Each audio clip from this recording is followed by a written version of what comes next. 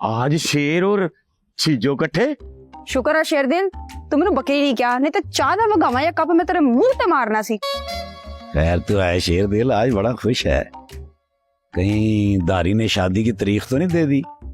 उस सस्ते भाई आपके मुंह में घी शक्कर तारीख तो नहीं दी, लेकिन ना मुझे पसंद करने लग गई। मुझे लगता है उसका दिमागी तवाज़ुन खराब हो गया। देख लें आप सस्ते भाई। और तेरे जैसे दूल्हे शादी वाले दिन मौलवी को देख के बेहोश हो जाते हैं कंफ्यूजन में। ओ क्यों सस्तिया? इनको समझ नहीं आती कि ये मौलवी निकाह पढ़ाने आया है कि जनाजा। सस्ता भाई आपने तो मेरी मोहब्बत का जनाजा ही निकाल दी।